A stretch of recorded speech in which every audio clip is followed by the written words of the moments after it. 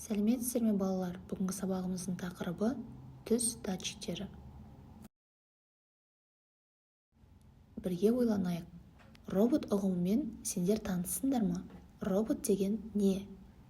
Бүгінгі сабақтан үйренетініміз түс датчигін қолдану.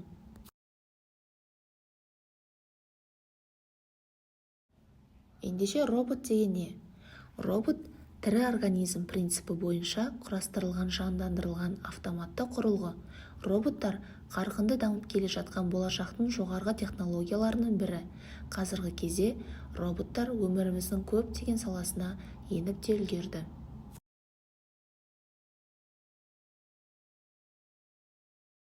Lego Mindstorms негізгі оқу-жаттығу роботы.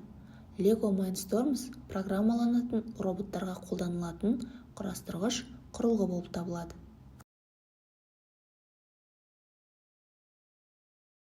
Датчик әртүрлі ақпаратты өлшеуге арналған құрал. Датчиктер электронды және механикалық болып бөлінеді. Электронды датчиктің құрамына сезгіш және түрлендіргіш элементтер кіреді. Олардың негізгі ерекшеліктері сезгіштігі. Датчиктер қызметіне қарай жанасу датчигі, ультрадыбыс датчигі, гироскопиялық датчик, түс датчигі деп 4 түрге бөлінеді.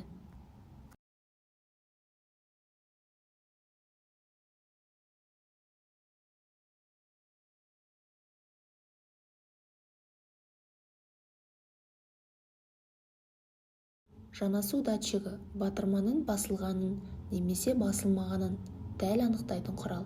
Жанасу датчигі күнделікті өмірде жиі қолданылады. Мысалы, компьютер пернетақтасында, электронды пианиналарда.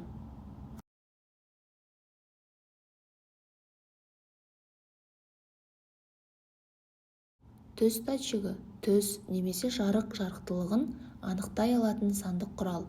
Түс датчигінде түс режимі 1 см қашықтықтағы нысандардың 7 түрлі түсін және жарықтың деңгейін анықтай алады. Қара 1-ге, көк 2-ге, жасыл 3-ге, сары 4-ге, қызыл 5-ге, ақ 6-ға және қоңыр 7-ге тең.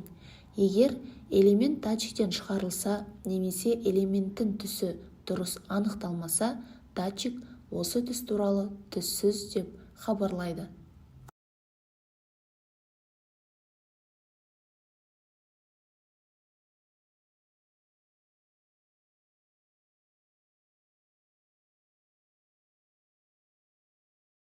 Түс датчигін қалай қолдануға болады?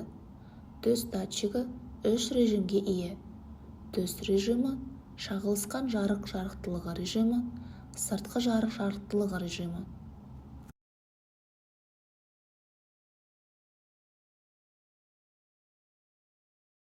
Түс датчигін қолданып жұмыс жасау үшін роботты суреттегідей құрастырып алуымыз керек. Роботты қатесіз құрастыру үшін оқушыға арналған Lego Mindstorms программасын ашамыз.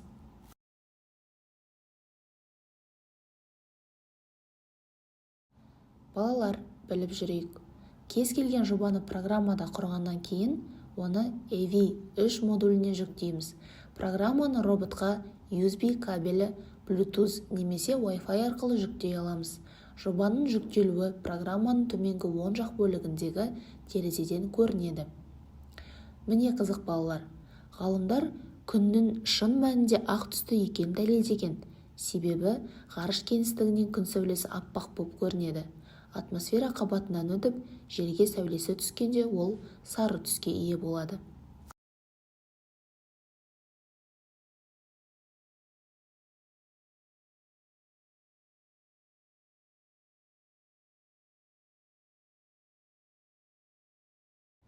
Ізденіп орында, анықтамасын жаз.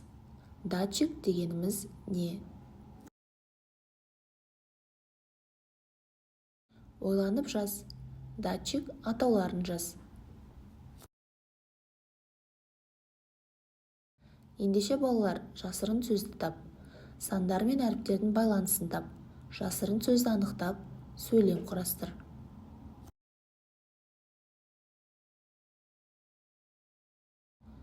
Сұрақтарға жауап берейік. Датчиктер қызметіне қарай қанша түрге бөлінеді? Төс датчигінің қанша режимі бар?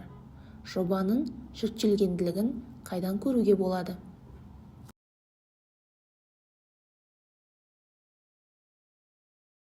Талдап салыстырайық. Жанасу датчигі мен төс датчигін салыстырып, ұқсастығы мен айырмашылығын анықта.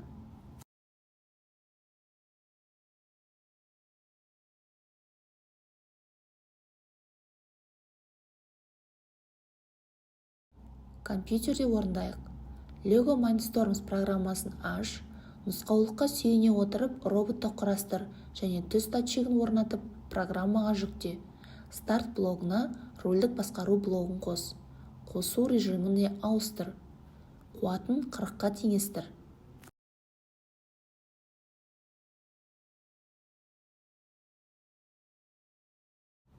Екінші тапсырма.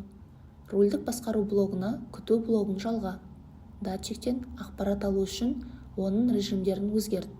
Төс датчигі, одан кейін салыстыру, одан кейін төсті басамыз.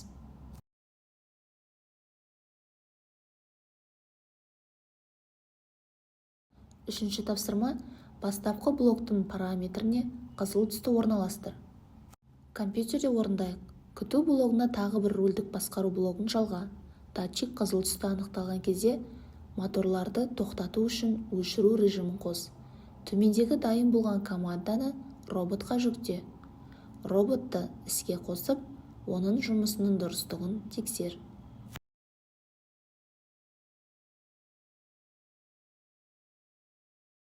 Ендеше балалар, ауа райы бойынша сабақты қорытындылайық. Сабағымыз аяқталды. Сау болыңыздар.